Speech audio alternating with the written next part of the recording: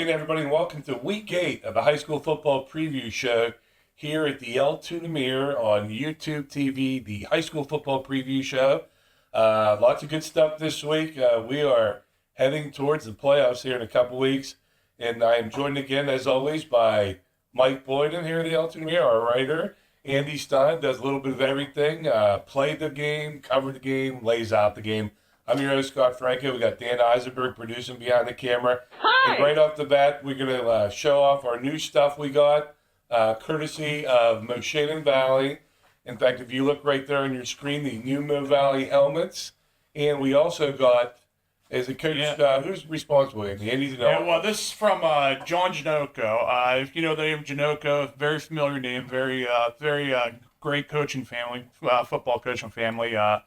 John is an assistant. I believe he coaches the Lions at Mo Valley.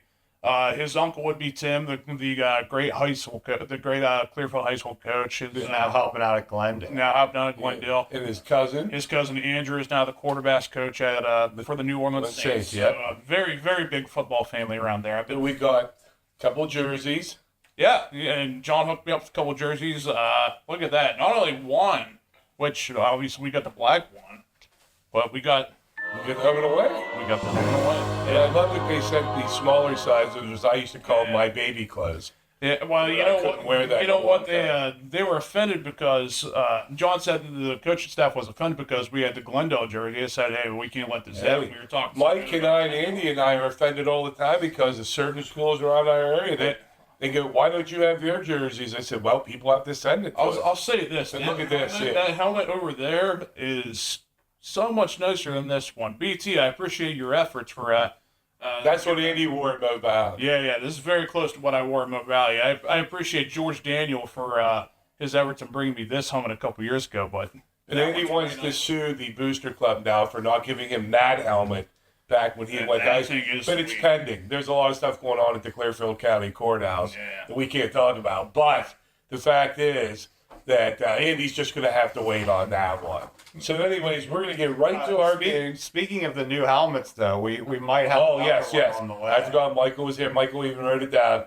We have on our way, it's en route to the El Tunamir, a Claysburg-Kimmel helmet and a jersey, courtesy of Mr. Campagna, whose son plays at Claysburg. And that's our big game. So we'll have updated versions of both Mo Valley and Claysburg, who have a big game this week that we'll get to later. Yes. And right off the bat, though, first we're going to talk about, it is on our list, but first, Bedford 5-2, it's Central 5-2. I mean, if you look at those records, they're both 5-2, but I picked Central without giving away our picks here because I know when this show comes on, they'll be in the paper. What are you expecting from this game? Well, in the past, this has been like a game that has been happening in the state playoffs. This was like a game to decide the Laurel Highlands Conference. This has been a big game in the past. Now, neither team is as flashy this year. Central's not going to, put up these huge offensive numbers. Bedford, there's no Mercury Swaim. However, Quincy Swaim is there, and he's done a really good job this year. And Central has won the games they're supposed to win, and they have, not been fancy, but they've gotten the job done. Now, there's some flags there. I mean, you're not sure. They were losing to Huntington the one week. And we were watching on TV. At Bedford has had games where they couldn't find their offense. They were losing to Somerset during points of their games last week. So this is a game between two teams that are trying to find themselves. But hey, I'd rather be trying to find myself at 5-2 than be 2-5. So, maybe the season's not going perfect for each team, but someone's going to leave this game 6-2 and be feeling pretty happy about where they're at. And where's Bedford's District 5 or are they District 6? They're District 5. Now, who do they have to worry about as far as playoffs? Is it them and Ridge? Is that it? Or yeah, they're in there with the higher classification of they're down at 2A this year, so they'll be with Ridge and Berlin and those type of teams. And just to give a little picture of what it is like here on Friday night, tell everybody we have everything going on. Mike's out covering. We have Laura Ray's out covering, but you, me, Dan, and Buck Frank, we're all listening to our sports editor. Yeah, we all have Yeah. Whatever the TV game of the week is. What channel is that? Is it the CW? It's the CW on Breezeline. We got something around. We got something on the TV in there. We all have a different game on, so it's a little bit crazy. And last week was Clearfield was playing Bald Eagle. We couldn't believe that score. Yeah. But we saw the Somerset that Mike was talking about when Somerset jumped out to Bedford, and we're thinking, oh my gosh, I mean, what's this bizarro world? But anyways, did come back and win. And came back and win it. Our next game, Chestnut Ridge 4-3 at Bishop Guilfoyle, and in the past, Ridge has given Guilfoyle some good games, but this Guilfoyle team is unbelievable. I mean, everybody picks on me for picking against them. I don't think I might pick against them again for a while. But what are you expecting in this game? Yeah, I mean, if there's anybody that's had success against BG since they started winning state championships, it's actually been Chestnut Ridge. That Chestnut Ridge has won their fair share of games. Chestnut Ridge beat BG in 2021 when BG won the state title. They beat them last year 50-43. But this team, as I talked to Coach Shoemaker last week, is not a team that's going to put up 50 points. They're not an offensive juggernaut. They're not explosive like they have been in the past. So they're going to have to try to hold the ball and be able to score, keep the score down, and that doesn't bode well against BG because no one's really been able to keep BG's offense down this year. Hey, and as a coach, it's Chestnut Ridge. His number one concern is that don't be afraid before you even step on this field. Yeah. Because those kids know what's going on in the community. They know what BG's about. And I think the lesson here is, they put their shoes on the same way we do, one at a time. So, I mean, I think that's the lesson, and I think that's, what they have to remember. It's not like BG's unbeatable. Was there ever an opponent that you were going up against where you were like thinking, oh, my God, this team is, we're 2-5. They're 7-0. Was it Belwood? Belwood. Were you ever afraid, personally, though? Were you ever afraid? No, and it's not that we were afraid, but in the back of my mind, I kind of knew we're probably not going to win this game. No. Never would have said that out loud, though. Well, there you go. All right, he spent Belwood. Here's what Belwood has to. Here's what Nick Leverett has to do with this week. Penn-Cambria is 7-0. At Belwood, it's 5-2. Belwood's coming off a loss to BG. Penn-Cambria just seems to be beating up everybody. What are you expecting from this game? Well, it's interesting what Andy just said there, because when I talked to some of the Belwood players when they got off their nice start here, they said the year before, when they only won 2 games last year, a lot of them were coming into the game, and I don't think they were scared. They were just talking about, like, how much are we going to lose by this week? And they said this year that's not the attitude. This year they're saying that they can play with anybody, and they have played with most of the teams they've been in. And they just lost 41-12 to BG, but when they threw that, pass on 4th and 1 for a touchdown there, I think it was like 28-7. They were still in that game. Now BG pulled away late and everything, but Cambria, as Scott said, has just been dominant. And I will say this: I covered their last game against Chestnut Ridge. They won 45-7.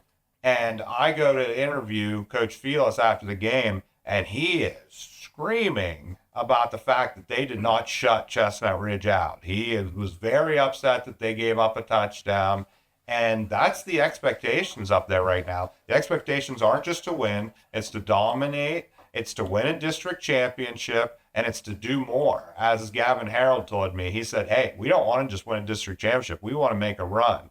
And they have never won a district championship. This is the year they want to do that. And they are an extremely confident bunch right now. And I got to think Felix's biggest job is that every game's going to be taken seriously, that he can't let up at all. Can't be any off weeks, especially when you have the expectations like they do this year. It's funny what Belwood, I mean, they've done really well this year. They're doing way better, than last year. Obviously, having said all that, this is probably also the best team on their schedule. And also, if you read our story in Monday Morning's Mirror, Belwood Annis in the first half moved the ball down inside the BG 30 3 times. 3 times they came up with no points.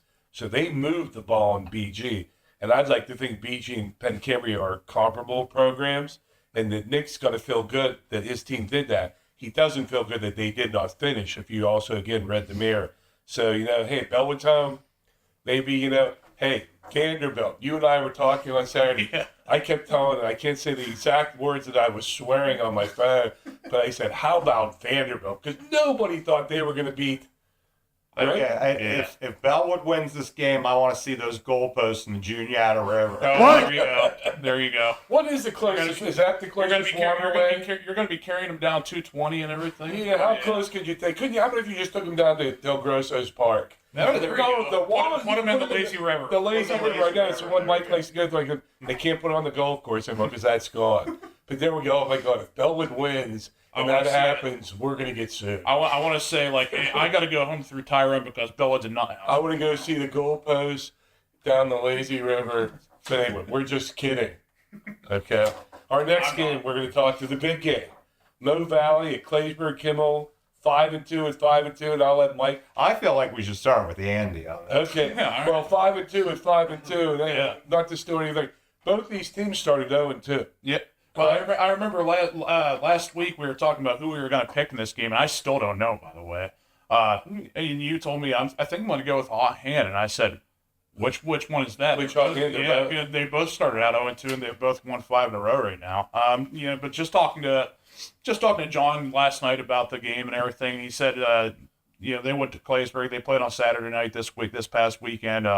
They all went to see Claysburg on Friday night, and he's pretty concerned about their speed and everything, and he probably should be. I mean, that's always the main threat for Claysburg. So how will Mo Valley look like on a turf field? When was the last time a Mo Valley football team played on a turf? It was probably Mansion Park when they played in BG in the championship. When they had that quarterback, the real good guy, kind of ran through and everything. Well, which is funny because I know Rocco Reefer. From what I hear, he's definitely a power back more than a speed back. I hear he's a real horse this year. So yeah. Well, I will actually say this. Mo Valley's beaten Claysburg 3 times in a row, and one of those was on a turf field because Claysburg was playing at Hollidaysburg, and Mo Valley looked really good that night. It was a Thursday night game, I remember. Mike always does those good things like that. If you read on Skinny in Thursday's paper, it shouldn't be surprised to you because you've already known that. But anyways, Claysburg-Kimmel, too, you talked about they have 2 guys that can run the ball. 2 guys, yeah. Mason Companion, the quarterback, and Mark Lattieri, the running back. They're leading the Mears coverage area and rushing. It's really funny, though, because both teams are going to run the ball. That's what they want to do, but they do it completely differently. Mo Valley's going to power you. They're going to line up and say, hey, we're going to get run. If we get 3 yards, that's fine because we're going to get 3 yards on second down. We're going to get 3 yards on third down. We're going to go for it, and we're going to get to 4th and 1. Claysburg is trying to run out of the shotgun. They've got wide receivers all over the place. They're doing more of a modern running style offense with the quarterback moving, but it's all at the end. When you look at the yards per carry, Mo Valley and Claysburg are both doing the same thing. So it'll be really interesting to see how this game turns out. It has a lot of playoff implications. It has a lot of ICC playoff implications. In the ICC North, both teams are 5-0. So this could determine your ICC North champion. You know what else has most? What game are you covering this week? I have this game. See? It's Mike Boyd's game. That's how you know it's the game and everything. And also kudos to Coach Kazik out there. I'm told he's a good guy. I've never ever talked to him on the phone, but I like when the good guys win. Speaking of good guys, my favorite good guy, Homer Delatre, Hollidaysburg 6-1, coming off a big win, hosting the Seals of Selinsgrove. Yep. Whereas if Hollidaysburg wins big, I am not allowed to put in the headline, Tigers Club Seals. I know I am not allowed to put that in the headline. I want to do that for centuries. But anyways, what do we know about this Selinsgrove team? Well, they put a pretty good hurting on Hollidaysburg last year, and that has kind of stuck with Hollidaysburg. They're on a little bit of a revenge tour this year. They beat Allegheny, and this is another game that they have on their list that they want to knock off because last year didn't go well for Hollidaysburg. Now, Selinsgrove graduated a few players, so they have 3 losses, but Homer Delatre was telling me 2 of their losses are to 7-0 teams, and their other loss to Jersey Shore, who's 5-2 and lost to an undefeated team and Hollidaysburg. So the games that they've lost are to good competition. Now, the one thing that Homer wants to see, Hollidaysburg's having a great season. They're 6-1, but they're not running the ball well. They only average 3.7 yards per carry, and he knows that once it gets to the playoffs, they're going to need to run the ball when the weather starts to get bad. And also, because Homer was a running back in Mo I Valley? think so. Was he yeah. not? I Yes, think. I you think. should know I know. that. Well, I mean, Mo Valley I hate to say history. this to Homer, but I was like pretty little when Homer was playing. Oh, but And it's Mo Valley. I mean, that's I like, know. kind of like handed down. I would think I know. that's something. I think Homer was running back. I'm not. All these coaches, these young coaches, everybody wants to throw the ball, but hey, what are you gonna do? Right. And now to our quick hit segment. A couple games here Mike has picked out for us. Northern Bedford 6-1 at North Star 5-2. North Star's good. They're good, and this was a good game last year. Came down right to the last second. North Star was winning the whole game, and Northern Bedford won at the very end there. So it'll be interesting how Lon Schleinkoffer does now. Cool name. That Ian Snyder's not there anymore. Adam Johnson's not there. We'll see. Altoona 0-7 at Chambersburg 3-4. Altoona had the good game 2 weeks ago. McDevitt, I mean, that newsroom was a buzz. And then to come back, and I thought, well, geez, didn't you think the same thing that maybe they'd give Harrisburg? A little bit. I did think that maybe they were turning the corner, but I will say one thing that I was talking to Jared Brugard. He calls Altoona football on the radio, and he said he thinks all three of the last games for Altoona, he thinks they're all winnable. Could be wins. Yeah, Chambersburg, I think if that game were here, I think I might have picked Altoona. I really would. Now we're going to go to our wrap up here. We got Andy's line of the week and then Mike's stat of the week. Short steps. Short steps are better than long steps. What is your line? Is it Mo Valley related again? Well, I did it last. I felt like we should just call this the Mo Valley segment portion. John Janogi, he did thank me for making his guys the line of the week last week. And the over-under on Mo Valley references, I think Dan will put them up there with the bet GM. You keep bringing up Mo Valley. But I will say this. If you keep getting over 300 yards rushing every week, you're probably going to be my line of the week. And that's what Penn-Cambria did last week. It was a 45-7 win over Chestnut Ridge, which Chestnut Ridge, that is no pushover right there. That was impressive. They got 306 rushing yards. So their offensive line is left tackle, Preston Faribaugh. Left guard, Matthew Eckenrode. Center, Logan Price. Right guard, Brock Fredak. I hope I said that right. Right tackle, Dane Somerville. Also a left tackle is Mason Geis. Also a right guard is Aiden Himmer. And their two H-backs are Derek Height and Corbin English. Good job to those. And also, Dane Somerville made our cool names list last because I thought it sounded like the name of some 17th century literature writer like that. And then Mike's stat of the week. Mike has a bunch of stuff written on his paper. You guys can't see from here, but I'm curious. Mike's stat of the week. Well, first of all, since this is my segment, I wanted to throw out that this shirt's in dedication to Fort Hill's coach talking about Tecmo Bowl the other day. Great reference there. And I don't know. I just felt inspired to wear it this week. I'm not sure why. But anyway, the stat of the week is the Cambria Heights has the second best offense in our coverage area. But it's amazing how they've done it. They're averaging 36.7 points a game, but they're getting it from all over. So no one on their team has combined to throw for less than 800 yards this season. No one has more than 400 yards rushing individually, and no one has more than 11 catches. Because if you look at our leaders, it's like, where's all the Cambria Heights guys? They're 7-0. They have a great offense, but they're just so spread out. They have so many different kids doing it. And right now they're the number one seed in 2A. And think about how happy, because in high school, kids nowadays, if they're not playing, they don't want to be on the team. They want to play. Cambria Heights, Coach Lewis has found a way. He's played everybody. You're going to love that. Awesome. You can kids to sign up for that. It's awesome, man. And then our closing segment here, the part that we all love and we all have remembered over the years, our cool names segment. I wanna know what's the name of the game. From Everett, an offensive lineman, defensive lineman, Andre Gunby. Not Gumby, but Gunby. Andre Gunby. And then from Portage, I saw this one. I can't believe I hadn't seen it earlier this year. Running back, look at that. Running back, defensive back. I wonder if the Gunby kid, I like it. I wonder if he likes the shotgun B formation. No. That one was bad. I totally Could you please not ruin the show until after I get the second name? I'm gonna kick myself out. Second name. Myself out. I'm Thor. so sorry. Coben. Thor, Coben. That name right there, that's already going to be a finalist. If we had to do pairings like the final, the Sweet 16 for basketball, and we did names and we let people email us to vote, Thor, Coben. I hope Marty Slanik is the Portage County. I hope we get him some carries here over the next couple of years because that could be fun with headline writing. Thor, Coben, and Andre Gundy. And that's going to do us for week 8. I'd like to personally apologize to, like, I know Andy does the front page of the Lewistown Sports. Like, anybody watching this from Lewistown, if you ever have to see, like, any of these puns in the paper, oh my gosh, I am so He does the scoreboard here at the Mirror, and he has to go with regular boring headlines.